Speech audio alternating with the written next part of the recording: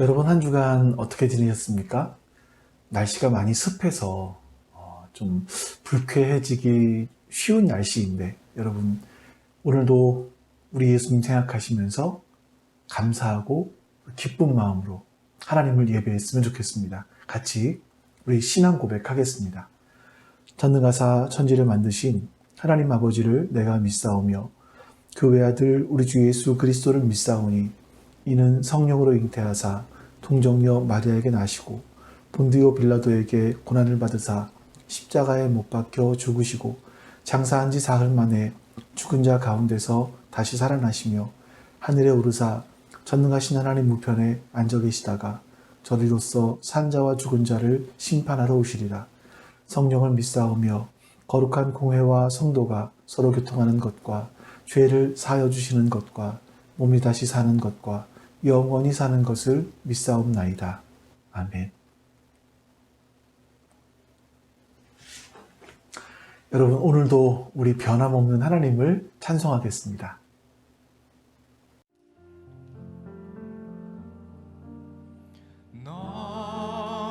너희는 하나님을 생명 다해 사랑하라.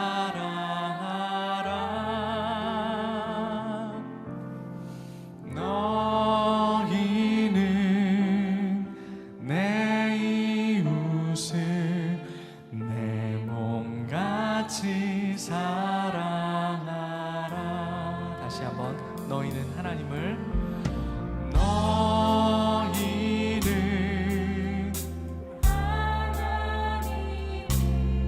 생명 다해 사랑하라.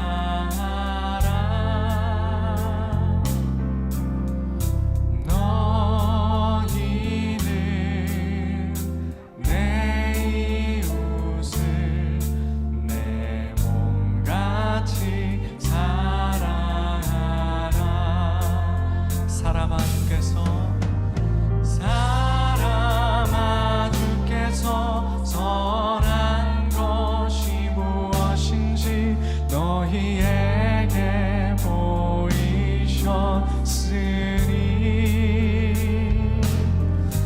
오직 의를 행하며 이인자를 사랑하며 주와 동행할지어다.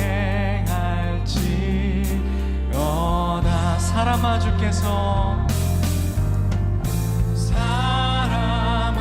주께서 선한 것이 무엇인지 너희에게 보이셨으니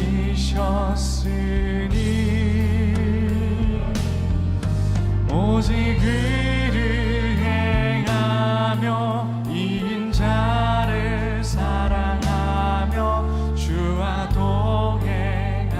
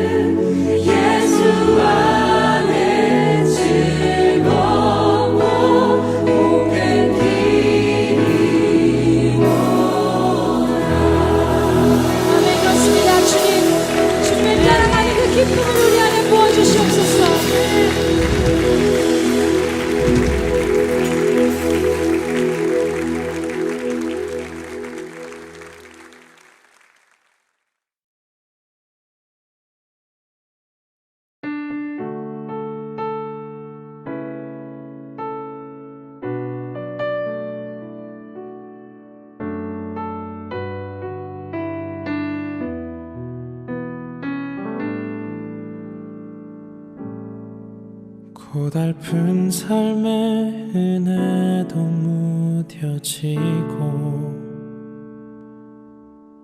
곧 사라질 것에 내 맘 두네. 헛되고 헛된 것들을 바라보며 그 은혜를 놓치며 살았네. 주어진 삶을 묵묵히 살아가며 날 붙드신 주 예수를 보내. 사망 가운데 놓여진 나의 삶을 날 건지신 그 이름 예수.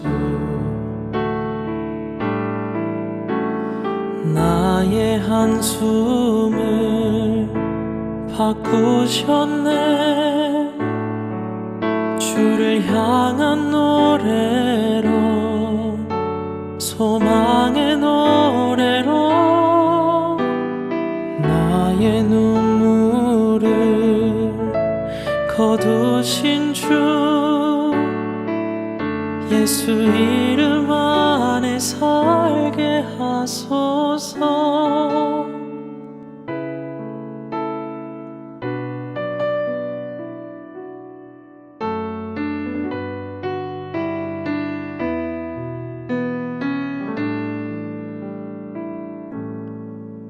주어진 삶을 묵묵히 살아가며 날 붙드신 주 예수를 보내. 사망 가운데 놓여진 나의 삶을 날 건지신 그 이름 예수. 나의 한숨을 바꾸셨네.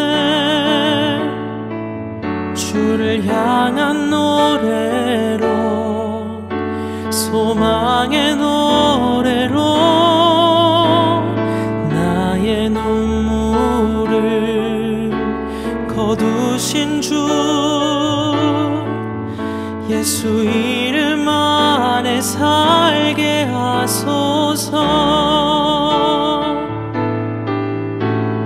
나의 한숨을 바꾸셨네. 주를 향한 노래로, 소망의 노래로 나의 눈물을 거두신 주 예수 이름 안에 살게 하소서. 예수 이름 안에 살게 하소서. 예수 이름 안에 살게 하소서.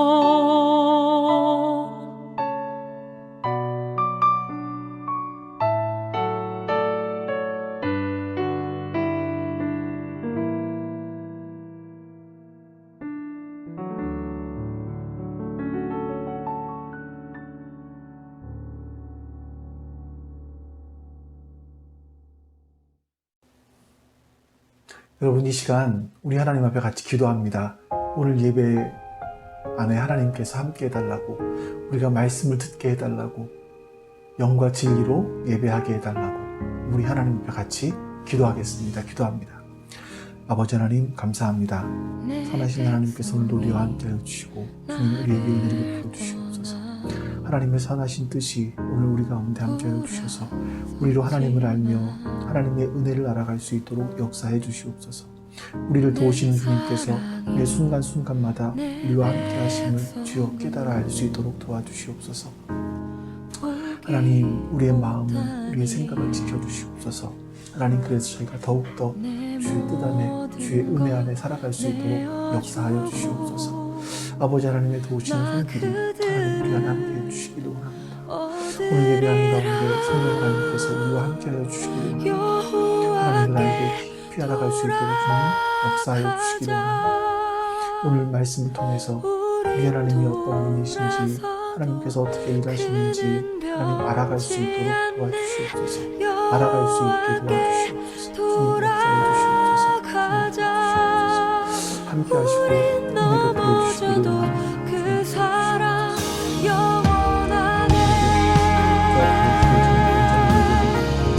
성령 하나님께서 우리 예배를 지키시고 우리의 마음과 생각을 주셔서 하나님께만 예배할 수 있도록 도와주시기를 원합니다. 내 백성이 나를 떠나. 아버지 하나님 감사합니다. 하나님, 오늘도 우리 살아계신 하나님을 예배할 때에 말씀 안에서 하나님이 어떤 분이신지를 깨달아갈 수 있도록 도와주시고, 그로 말미암아 내가 오늘도 하나님 앞에 서 있음을 기억하게 해주시옵소서. 오늘 나누는 말씀이 하나님께 영광 되기를 원하며, 또 하나님을 더 알아가는 시간 되기를 원하며, 성령 하나님께서 영과 진리로 예배할 수 있도록 도와주시기를 원하며, 감사드리며 우리 주 예수 그리스도의 이름으로 기도하옵나이다. 아멘. 여러분, 오늘 하나님 말씀 봅니다. 오늘 말씀은 출애굽기 20장 1절부터 7절까지입니다. 출애굽기 20장 1절부터 7절까지 말씀 제가 봉독합니다. 하나님이 이 모든 말씀으로 말씀하여 이르시되, 나는 너를 애굽 땅 종 되었던 집에서 인도하여 낸 내 하나님 여호와니라. 너는 나 외에는 다른 신들을 내게 두지 말라. 너를 위하여 새긴 우상을 만들지 말고, 또 위로 하늘에 있는 것이나 땅에 있는 것이나 땅 아래 물속에 있는 것의 어떤 형상도 만들지 말며, 그것들에게 절하지 말며 그것들을 섬기지 말라. 나 내 하나님 여호와는 질투하는 하나님인즉 나를 미워하는 자의 죄를 갚되 아버지로부터 아들에게로 3, 4대까지 이르게 하거니와, 나를 사랑하고 내 계명을 지키는 자에게는 1000대까지 은혜를 베푸느니라. 너는 내 하나님 여호와의 이름을 망령되게 부르지 말라. 여호와는 그의 이름을 망령되게 부르는 자를 죄 없다 하지 아니하시리라. 아멘. 여러분, 이스라엘 사람들이 십계명을 받은 곳은 광야입니다. 광야에서 그들에게 당장 필요한 것이 있었을 겁니다. 그건 아마 먹을 거였었을 것이고 마실 거였겠죠. 근데 하나님께서는 그들에게 먹을 것과 마실 것을 보장해 주시는 것이 아니라 말씀을 주십니다. 그 하나님은 우리에게 동일하게 하십니다. 우리가 하나님께 기도하는 게 대부분 뭡니까? 지금보다 더 잘 먹게 해달라고, 지금 잠자는 것보다 더 편안한 잠자리를 달라고 하나님께 기도하는 게 우리의 기도 아니겠습니까? 근데 우리는 하나님께 이렇게 기도하지만 하나님께서는 우리에게 말씀을 주세요. 그런데 우리가 하나님께 달라고 기도했던 것보다 하나님께서 우리에게 주신 말씀이 더 중요하다는 것은요, 세월이 지나면서 우리가 나이가 들어가면서 하나님을 경험해가면서 뼈저리게 느끼게 됩니다. 오히려 내가 그렇게 원했던 것들이 이루어지지 않은 것이 참 잘된 일이구나, 다행이구나 라는 것을 깨닫게 되죠.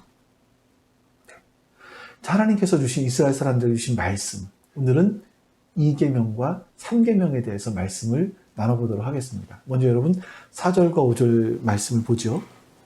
너를 위하여 새긴 우상을 만들지 말고, 또 위로 하늘에 있는 것이나 아래로 땅에 있는 것이나 땅 아래 물속에 있는 것의 어떤 형상도 만들지 말며 그것들에게 절하지 말며 그것들을 섬기지 말라. 여러분, 어떤 분들은요, 어떤 형상도 만들지 말라, 이 말씀을 이렇게 해석을 했어요. 그래서 불교 불당에 몰래 들어가서 불상을 쓰러뜨리고 또 불상에 페인트 칠을 하기도 하고, 학교에 몰래 들어가서 단군상의 목을 부러뜨리기도 하고, 이런 것들이 자신들이 우상을 만들지 않는 것이다, 이렇게 생각을 했습니다. 근데 여러분, 이것이 좋은 신앙일까요? 이건요, 신앙이 좋은 것이 아니라, 하나님을 사랑하는 것이 아니라 예의가 없는 것이고요, 무례한 것이고 교양이 없는 겁니다. 하나님께서 언제 불교 신자들에게 우상을 만들지 말라고 하셨습니까? 하나님께서 우상을 만들지 말라 하신 것은 그리스도인, 우리들에게 하신 말씀입니다.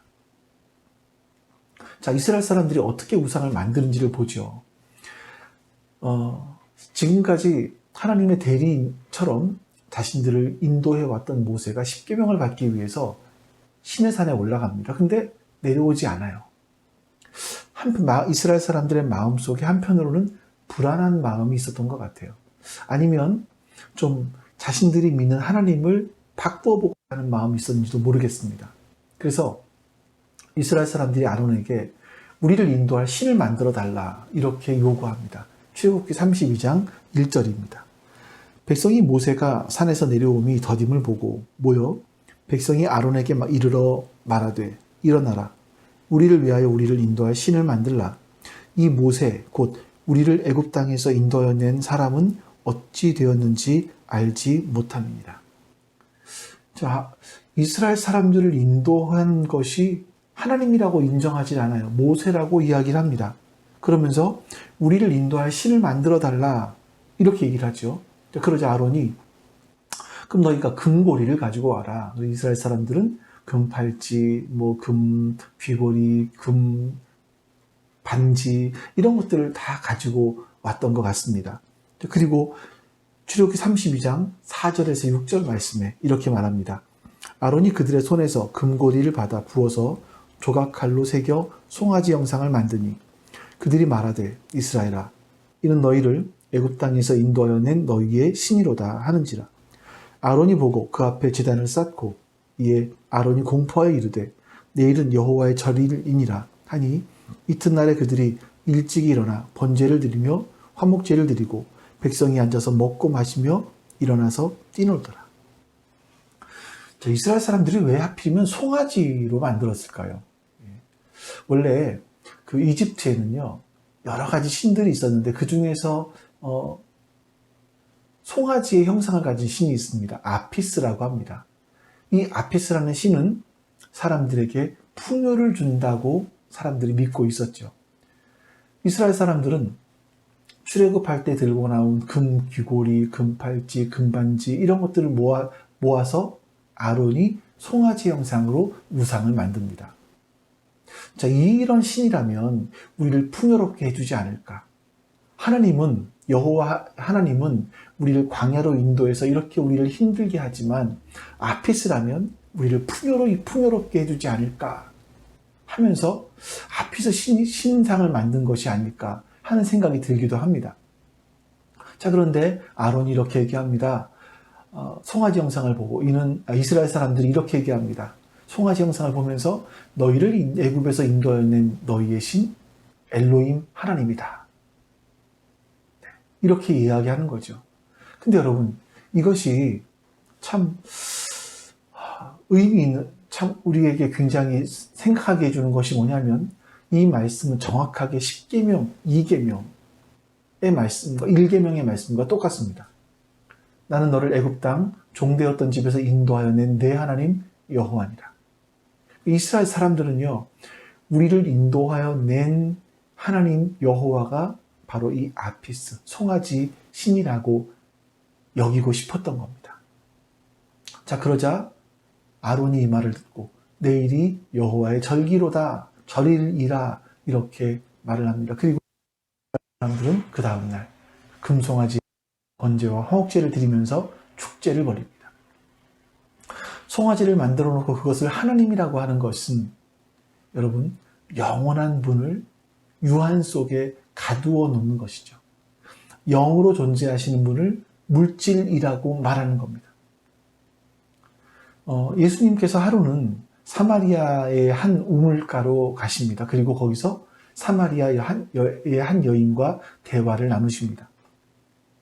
사마리아 여인은 처음에 예수님이 어떤 분인지 잘 알지 못하고 아주 냉소적으로 대답을 합니다. 하지만 대화를 나눌수록 지금 자신과 대화하는 분이 특별한 분이구나, 놀라운 분이구나 라고 생각을 했던 것 같아요. 그래서 이렇게 질문을 합니다. 우리 조상 사마리아 사람들은 그리심산에서 예배를 드리라고 했는데 유대인들은 예루살렘에 한다고 말합니다. 뭐가 맞습니까? 이렇게 질문을 하죠. 그래서 예수님께서 이렇게 답을 하십니다. 요한복음 4장입니다. 예수께서 이르시되 여자여 내 말을 들으라. 이 산에서도 말고 예루살렘에서도 말고 너희가 아버지께 예배할 때가 이르리라. 너희는 알지 못하는 것을 예배하고 우리는 아는 것을 예배하노니 이는 구원이 유대인에게서 남이라. 아버지께 참되게 예배하는 자는 영과 진리로 예배할 때가 오나니 곧 이때라. 아버지께서는 자기에게 이렇게 예배하는 자들을 찾으시니라. 하나님은 영이시니 예배하는 자가 영과 진리로 예배할지니라. 아멘. 자, 여러분, 하나님은 물질에 가두어 둘 수 있는 분이 아니라고 말해요. 그래서 하나님은 어떤 장소에도 얽매이지 않는 분이라고 말씀하시는 겁니다. 하나님을 어떤 한 곳에 가두거나 한 곳에 한다라는 것이 바로 우상 숭배가 되는 거죠. 하나님을 만든 형상에 가둘 수 없는 것은요, 거기에 가두었다고 하는 순간에 하나님이 인간을 다스리는 것이 아니라 인간이 그 하나님을 지배하려고 하기 때문에 그렇습니다. 여러분, 우상을 만드는 일이 얼마나 허무한 일인지, 또 우상이 얼마나 아무것도 아닌지, 또 우상을 만드는 인간이 얼마나 아무것도 아닌지를 아셔야 되는데, 이사야 선지자가 이렇게 말했습니다. 이사야서 44장. 여러분들 이 말씀을 한번 잘 생각해 보셔야 됩니다. 이사야 44장 12절에서 20절까지입니다. 철공은 철로 연장을 만들고 숯불로 일하며 망치를 가지고 그것을 만들며 그의 힘센 팔로 그 일을 하나. 배가 고프면 기운이 없고 물을 마시지 아니하면 피로하니라. 목공이 줄을 늘여 재고 붓으로 긋고 대패로 밀고 곡선으로 그어 사람의 아름다움을 따라 사람의 모양을 만들어 집에 두게 하며 그는 향목을 베며 디르사 나무와 상수리 나무를 취하며 숲의 나무들 가운데에서 자기를 위하여 한 나무를 정하며 나무를 심고 비를 맞고 자라게도 하느니라. 이 나무는 사람이 땔감을 삶는 것이거늘 그가 그것을 가지고 자기 몸을 덮게도 하고 불을 피워 떡을 굽기도 하고 신상을 만들어 경배하며 우상을 만들고 그 앞에 엎드리기도 하는구나. 그 중에 절반은 불에 사르고 그 절반으로는 고기를 구워 먹고 배불리며 또 몸을 덮게 하여 이르기를 아하 따뜻하다 내가 불을 보았구나 하면서 그 나머지로 신상 곧 자기의 우상을 만들고 그 앞에 엎드려 경배하며 그것에게 기도하여 이르기를 너는 나의 신이니 나를 구원하라 하는도다. 그들이 알지도 못하고 깨닫지도 못함은 그들의 눈이 가려서 보지 못하며 그들의 마음이 어두워져서 깨닫지 못함이로다. 마음에 생각도 없고 지식도 없고 총명도 없으므로 내가 그것의 절반을 불사르고 또한 그 숯불 위에서 떡을 굽고 고기도 구워 먹었거늘 내가 어찌 그 나무지로 가증한 물건을 만들겠으며 내가 어찌 그 나무 토막 앞에 굴복하리오 말하지 아니하니 그는 죄를 먹고 허탄한 마음은 미혹되어 자기의 영혼을 구원하지 못하며 나의 오른손에 거짓 것이 있지 아니하냐 하지도 못하느니라. 아멘. 여러분 이 말씀을 잘 보시면 철공 대장장이죠. 대장장이가 아무리 힘이 세다고 해도 그 달군 쇠를 때려서 모양을 만드는 일을 하고 그런 일을 해서 어떤 모양을 만들어 놓았다 할 때 그 사람은 시장기를 느끼는 존재이고 먹고 마시지 않으면 기진맥진하는 그런 존재라는 겁니다. 인간이 아무리 뛰어나다고 해도 얼마나 유한한 존재인가라는 거죠. 근데 그런 유한한 존재가 철을 두드려서 우상을 만들었습니다. 신을 만들었다라는 겁니다. 그것이 어떤 존재이겠느냐라는 거예요. 또 목공이, 다른 말로 하면 인간이 백향목이나 삼나무나 상수리나무나 이런 거를 베어다가 그 절반은 우상을 만듭니다. 그리고 절반은 불을 떼서 빵을 구워 먹기도 하고 따뜻하게 하기도 하고 고기를 구워 먹기도 합니다. 그 나머지 절반으로 만든 우상을 가지고 자기 집에 가지고 가거나 신전에 가지고 가서 신으로 만들어 놓고 거기에 복을 달라고 절을 하는 거죠. 이게 과연 어떻게 우상이 신이 될 수 있겠느냐라고 이사야 선지자가 우리에게 반문하고 있는 겁니다. 인간이 나무를 가지고 우상을 만들면 그 우상은 자기가 만든 거 아닙니까? 유한한 인간인 자기가 만든 것인데 어떻게 거기에 엎드려서 복을 달라고 기도할 수가 있겠느냐라고 말하는 거예요. 사람들은 그럼에도 불구하고 그렇게 하는 것은 인간의 눈이 가리워져서 보지 못하기 때문이고 마음이 어두워졌기 때문이다 라고 말합니다. 여러분, 우리가 눈에 보이는 우상 숭배를 하지 않을 수 있는 것은요, 하나님께서 우리의 마음의 눈을 열어주셨기 때문이에요. 우리의 마음을 밝게 해주셨기 때문입니다. 여러분, 사람들이 우상을 만드는 이유가 뭡니까? 다 그 모든 것들은 자기를 위해서입니다. 지금 14절 말씀은 다시 볼게요. 그는 자기를 위하여 백향목을 베며 디르사 나무와 상수리 나무를 취하며 숲의 나무들 가운데서 자기를 위하여 나무를 정하며 나무를 심고 비를 맞고 자라게도 합니다. 백향목을 베고 디르사 나무와 상수리 나무를 취하고 숲의 나무들 가운데서 한 나무를 정하며 나무를 심고 비를 맞고 자라게 하는 이 모든 이유가 뭡니까? 자기를 위하여. 자기를 위하여. 여러분, 인간이 무엇 때문에 우상을 삼든 그것은 전부 자기를 위하여 라는 겁니다. 더 정확하게 자신의 욕망이죠. 탐심입니다. 왜냐하면 모든 인간들 속에는요, 하나님보다 더 크게 느껴지는 가장 큰 우상이 하나 있는데 그게 바로 뭐냐면 자기 자신입니다. 골로새 3장 5절 말씀에 자기 자신을 위한 그 탐심, 이걸 우상이라고 말합니다. 읽어볼게요. 그러므로 땅에 있는 지체를 죽이라. 곧 음란과 부정과 사욕과 악한 정욕과 탐심이니. 탐심이 뭡니까? 우상 숭배니라.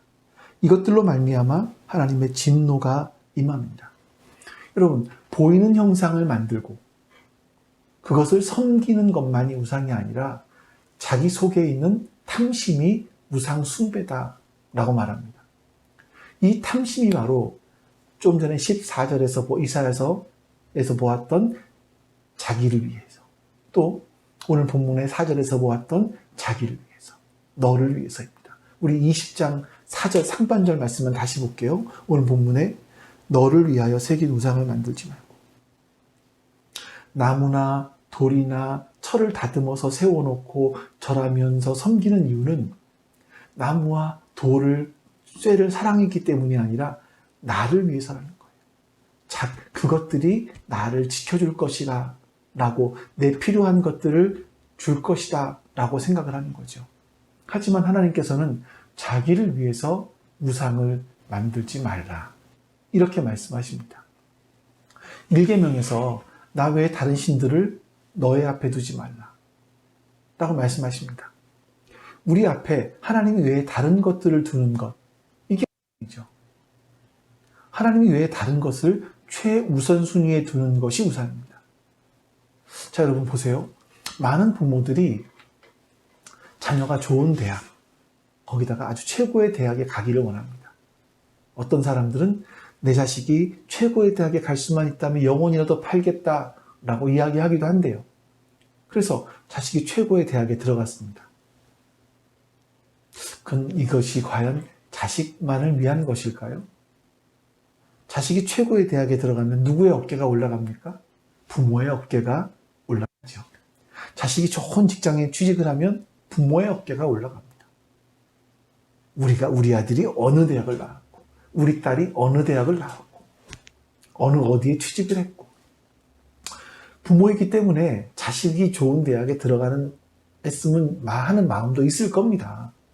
근데 여러분 더 근본적으로 들어가 보면 자식이 정말 이것을 하면 행복할까?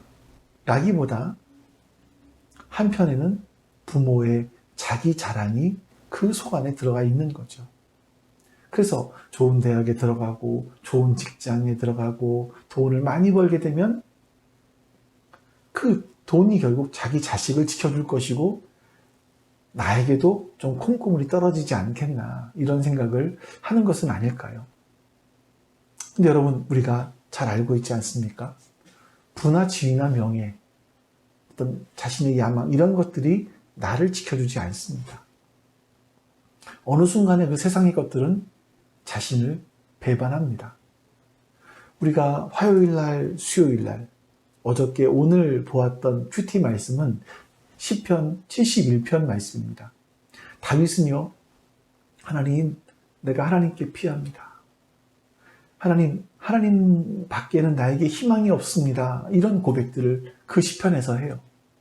우리가 아는 것처럼 다윗은요, 아주 큰 부를 모았던 사람입니다.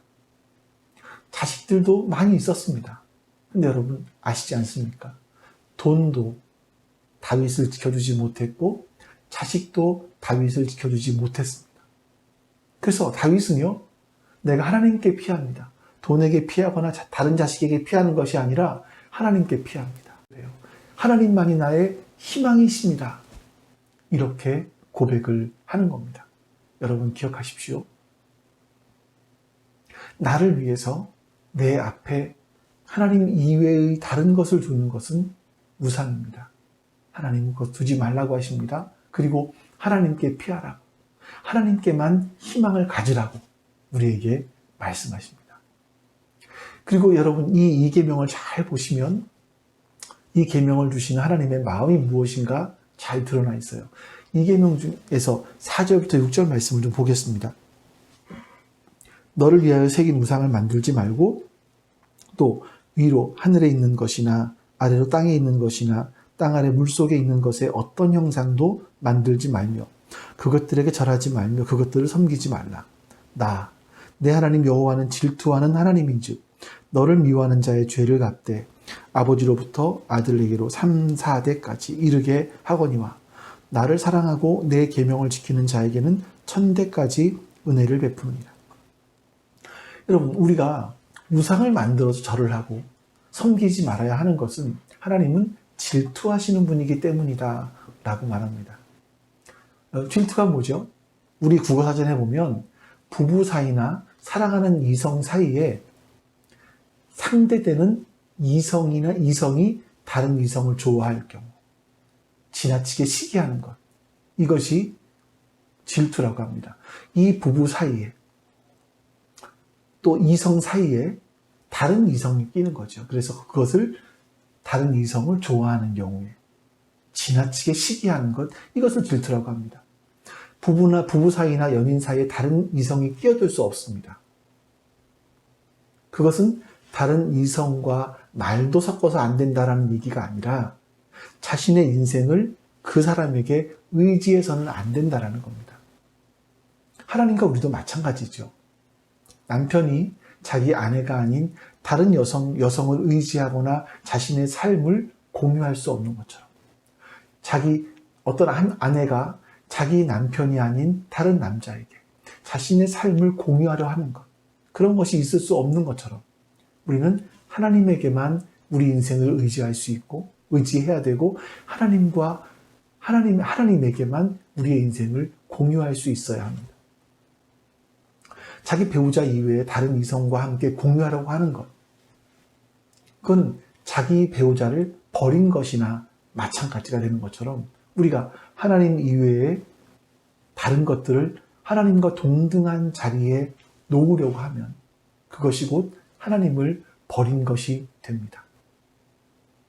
근데 하나님께서는 참 놀라우신 것이 뭐냐면 우리에게 이 계명을 잘 지키면 너에게 이런 복을 주겠다, 보상을 약속하세요. 이 말씀 잘 보세요. 나를 미워하는 자의 죄를 갚되 아버지로부터 아들에게로 3, 4대까지 이르게 하거니와 나를 사랑하고 내 계명을 지키는 자에게는 1000대까지 은혜를 베푸는다. 10계명을 비롯해서 하나님의 말씀을 잘 지키는 것은 여러분 윤리 때문이 아니라 하나님을 사랑하기 때문이죠. 하나님께서 우리에게 이렇게 은혜를 베풀어 주시겠다라고 또한 약속하십니다. 그런데 다시 한번 보세요. 나를 미워하는 미워하는 자의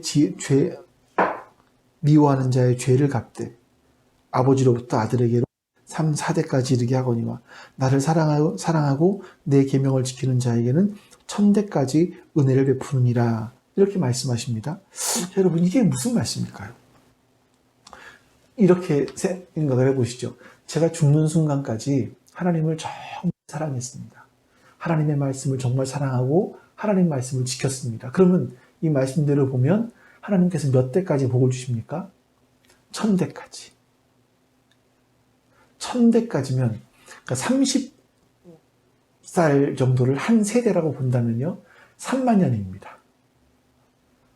영원하다는 얘기일 텐데, 근데 이 말씀에 다른 말씀 보니까 하나님을 미워하는 사람, 이렇게 죄를 갚아주시는데 아버지로부터 아들에게까지 3, 4대까지 죄를 갚아주신다라고 말씀을 하시는 거예요. 그럼 여러분, 제가 하나님 말씀을 잘 지켜서 하나님이 1000대까지 복을 주시는데 제 손주 때쯤 가서 하나님을 사랑하지 않고 계명을 지키지 않았어요. 그러면 어떻게 되는 거죠? 하나님이 1000대까지 복을 주시는 것 중에서 그 3, 4대 정도, 그 손주부터 시작해서 한 3대, 4대 정도까지만 하나님께서 은혜를 거두어 가신다는 말입니까? 그런 의미는 아니죠. 성경에서 말하는 3, 4대라는 것은 온 집안 전체를 가리키는 말이에요. 과거는 보통 대가족제도 아니겠습니까? 그래서 3, 4대가 한 집안에 살았습니다. 한 사람의 행동이 가족 전체에게 영향을 미친다라는 그런 의미인 거예요. 자, 여러분, 한번 이런 예를 들어보죠.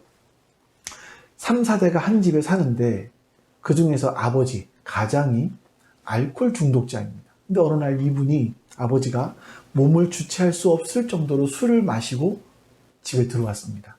그러면 어떻게 할까요? 보통 가족들은 싹 숨습니다. 왜냐하면 눈에 띄면 벼락이니까. 일단 다 피하죠. 아버지가, 술에 취한 아버지가 아무도 찾을 수 없으면 그때부터 물건을 집어 던지기도 하고 부시기도 합니다. 소리를 지르겠죠. 이게 그러다가 잠이 들면 이게 누가 피해를 봅니까? 자식과 부인, 이런 분들이 다 치워야 되잖아요. 또 좋은 것들이 망가지면 다시 사야 되지 않겠습니까? 그러면 가족들이 다 일을 해야 되지 않을까요? 한 사람의 삶이요, 온 가정에게 이렇게 영향력을 미칩니다. 신앙도 마찬가지죠. 한 사람의 신앙이 온 가족에게 영향을 미치게 되어 있습니다. 그래서 하나님께서 하시는 말씀이 우리의 마음을 다해서 하나님을 사랑하라고 하는 겁니다. 오늘 예배드리는 우리 부모님들의 그 신앙이, 좋은 신앙이 자녀에게 영향을 미쳤으면 좋겠습니다. 아주 좋고 선한 영향. 그리고 그 하나님의 복이 여러분의 후손들에게까지 영원하게 이루어질 수 있기를 간절히 축원합니다. 자, 이제 세 번째 계명을 볼까요? 세 번째 계명은 7절 말씀입니다. 7절에서 이렇게 말씀합니다. 나는 내 하나님 여호와의 이름을 망령되게 부르지 말라. 여호와는 그의 이름을 망령되게 부르는 자를 죄 없다 하지 아니하리라. 하나님의 이름을 망령되게 부른다. 이 말씀 뭐냐면 다른 번역을 보니까 함부로 부르지 말아라, 이렇게 돼 있어요. 또 때로는요, 헛되게 사용하지 말아라, 잘못 부르지 말아라. 왜냐하면 하나님은 그런 분이 아니시기 때문이다 라고 말을 합니다. 자, 사무엘상 17장에 보면 다윗과 골리앗이 전투를 했던 장면들이 나옵니다. 골리앗이 다윗이 자신에게 나오는 것을 보고 물맷돌 하나 들고 자신에게 나오는 걸 보고 이렇게 말을 해요. 사무엘상 17장 43절. 블레셋 사람이 다윗에게 이르되 네가 나를 개로 여기고 막대기를 가지고 내게 나오느냐 하고 그의 신들의 이름으로 다윗을 저주하고. 골리앗은 자신이 지금 믿고 있는 신들의 이름으로 다윗을 저주합니다. 골리앗이 믿고 있는 블레셋 신들의 이름은 뭐 바알이나 아스타롯이나 이런 거였었겠죠. 다시 말하면 골리앗은 지금 자기 혼자 서 있는 것이 아니라 자기가 믿고 있는 신의 이름으로, 또 다시 말해서 신의 대리인의 이름으로 그 앞에 서 있다라는 겁니다.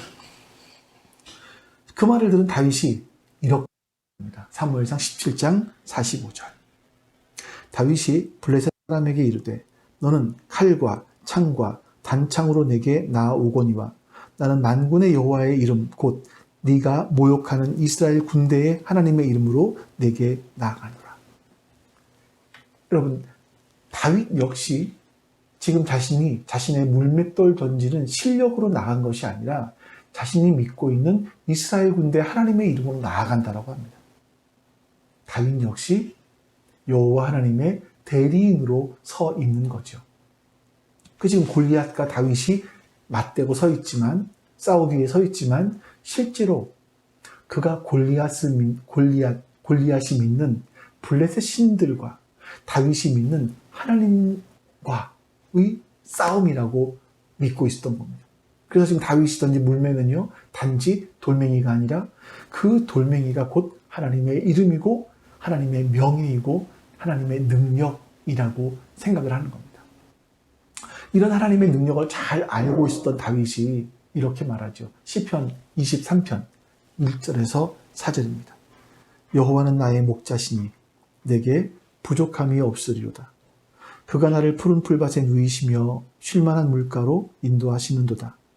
내 영혼을 소생하시고 자기 이름을 위하여 의의 길로 인도하시는도다.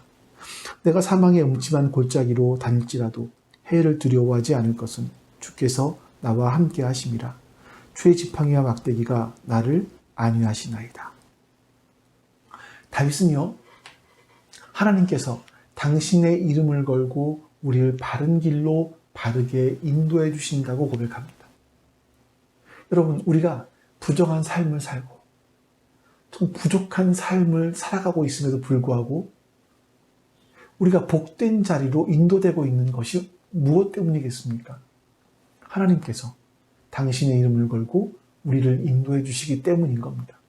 그래서 우리가 하나님의 이름을 망령되게, 헛되게, 함부로 불러서는 안 되는 거죠. 또 하나님의 이름을 망령되게 부르지 말라는 말씀은요, 하나님이 그런 존재가 아니실 뿐만 아니라 하나님은 이 세상을 운행하고 계시고 우리 인간을 만들어 가시는데 실패하지 않으시기 때문이라는 거예요. 로마서 11장 말씀 좀 보겠습니다. 깊도다 하나님의 지혜와 지식의 풍성하며 그의 판단은 헤아리지 못할 것이며 그의 길은 찾지 못할 것이로다. 누가 주의 마음을 알았느냐? 누가 그의 모사가 되었느냐? 누가 주께 먼저 드려서 갚으심을 받겠느냐? 이는 만물이 주에게서 나오고 주로 말미암고 주에게로 돌아갑니다. 그에게 영광이 세세에 있을지어다. 아멘. 여러분, 인생을 살다 보면 어떤 한 순간에 하나님께서 내 인생을 정말 이렇게 인도해 오셨구나 라고 깨닫게 될 때가 있죠. 그래서 그럴 때 하나님의 지혜가 참 깊고 그 지식이 정말 풍성하시구나, 이런 고백을 우리가 하게 될 때가 있습니다. 그럴 때 우리가 하나님은 결코 함부로 망령되게 그 이름을 불러서는 안 되는 분이구나 라는 생각을 합니다. 하나님의 이름을 망령되이 부른다라는 것은요, 하나님이 어떤 분이신지 하나님의 일하심에 대해서 잘 모르고 있기 때문입니다. 하나님을 알게 되면 알게 될수록 하나님의 성품과 그 행하심에 대해서 놀라기 때문에 함부로 입을 놀리지 못하게 되겠죠. 하나님의 이름 예수 그리스도의 이름의 놀라움과 거룩함을 깊이 깨달은 분이 있었습니다. 송명희 시인입니다. 그분이 이렇게 얘기합니다. 이렇게 노래합니다. 예수, 그 이름 나는 말할 수 없네. 그 이름 속에 있는 비밀을, 그 이름 속에 있는 사랑을, 그 사랑을 말할 수 없어서 그 풍성한 표현 못해서 비밀이 되었네. 그 이름 비밀이 되었네. 사람들 그 이름 건축자의 버린 돌처럼 버렸지만 내 마음에 새겨진 이름은 아름다운 보석. 내게 있는 귀한 비밀이라. 내 마음에 숨겨진 기쁨. 예수, 그 이름 나는 말할 수 없네. 송명희 시인은요, 태어나면서부터 뇌성마비 장애인이었습니다. 또 집이 너무나 가난해서 초등학교 다니지 못했습니다. 그런 삶이라면, 그런 인생이라면 세상에 대해서 원망과 불평과 저주를 퍼부어도 속이 시원치 않지 않을까요? 그런데 이 시인은요, 예수 그리스도의 이름을 함부로 말할 수 없다라고 말합니다. 그 이름이 아름다운 보석이라고 말합니다. 그 이름은 정말 귀한 비밀이라고 말합니다. 주님께서 그런 송명희 시인과 같은 인생이라 할지라도 존귀하게 여겨주셨기 때문입니다. 왜냐하면 주님이 존귀하신 분이기 때문이죠. 우리에게 이 십계명을 주신 하나님은 어떤 분이십니까? 나는 너를 애굽 땅 종되었던 집에서 인도하여 낸 너의 하나님 여호와이다 라고 말씀하세요. 하나님은 이스라엘 자손들이 노예로 살았던 땅 애굽에서 인도하여 내신 하나님이십니다. 그 하나님께서 죄와 허물의 노예로 살았던 우리를 그 하나님의 아들 독생자, 그 아들을 십자가에 죽이시는 방법으로 우리에게 새로운 길을 열어주셨습니다. 여러분, 그 하나님께서 우리에게 말씀하십니다. 너를 위하여 새긴 우상을 만들지 말아라. 나는 너의 하나님 여호와다. 나의 이름을 망령되이 부르지 말아라. 이렇게 말씀하십니다. 여러분, 오늘 말씀 가운데서 하나님께서 여러분들에게 주신 말씀은 뭡니까? 우리 그 말씀을 기억하시면서 같이 기도하겠습니다. 교회를 위해서 기도하시고 또 지체들을 위해서, 우리 교회 미래를 위해서, 또 카페의 마음을 위해서 같이 하나님 앞에 기도하겠습니다. 우리 기도합니다. 아버지 하나님 감사합니다. 선하신 하나님께서 오늘도 우리 가운데 함께해 주시고 우리에게 은혜를 베풀어 주셔서 감사합니다. 그 하나님의 선하심과 인자하심을 잊지 않게 해주시옵소서. 그 하나님을 믿고 살아갈 수 있도록 역사해 주시옵소서. 하나님의 도우시는 손길이 우리와 함께 해주시옵소서. 그 하나님으로 인하여서 우리가 우리의 인생들 가운데 복된 길을 걸어가고 있음을 하나님 기억하게 해주시옵소서. 우리가 하나님의 이름을 망령되이 함부로 부르거나 부르지 않도록 하나님 역사해 주시옵소서. 하나님의 은혜가 우리와 함께 해주시고 하나님의 자비하심이 우리와 함께 해주시옵소서. 그래서 우리들이 하나님을 바라보며 하나님의 은혜를 소망하며 앞으로 나아갈 수 있도록 주님 도와주시옵소서. 주의 도우시는 손길이 우리와 함께 하시기 원합니다.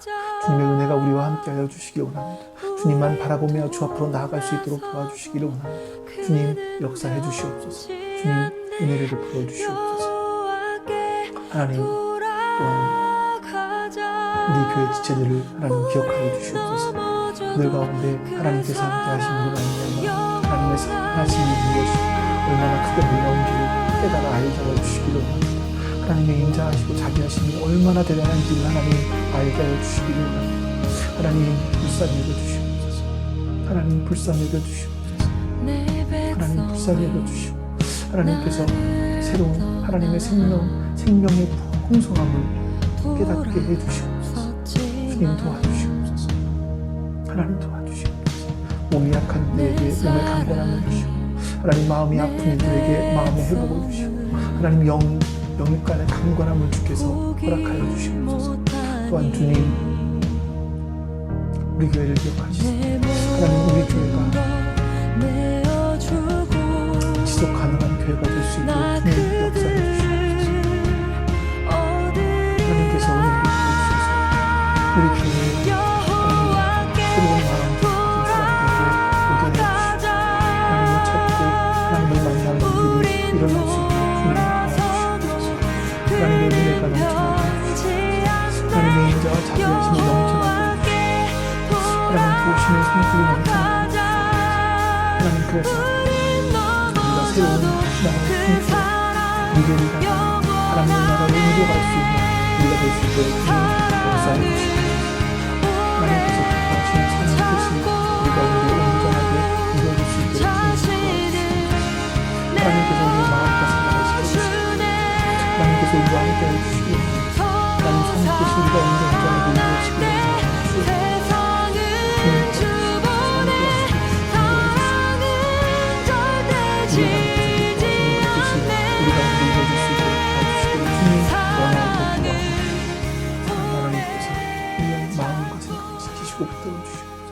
주님 역사해 주시옵소서. 주님 역사해 주시옵소서. 아버지 하나님, 감사합니다. 하나님께서 오늘도 하나님 말씀을 나누게 하여 주시고 기도하게 하여 주시니 감사합니다. 우리가 진심으로 하나님의 말씀을 나누었고 진심으로 기도하였사오니 주님 응답하여 주시옵소서. 감사드리며 우리 주 예수 그리스도의 이름으로 기도하옵나이다. 아멘. 하늘에 계신 우리 아버지여, 이름이 거룩히 여김을 받으시오며 나라가 임하시오며 뜻이 하늘에서 이루어진 것 같이 땅에서도 이루어지이다. 오늘 우리에게 일용할 양식을 주시옵고 우리가 우리에게 죄 지은 자를 사하여 준 것 같이 우리 죄를 사하여 주시옵고 우리를 시험에 들게 하지 마시옵고 다만 악에서 구하시옵소서. 나라와 권세와 영광이 아버지께 영원히 있사옵나이다. 아멘.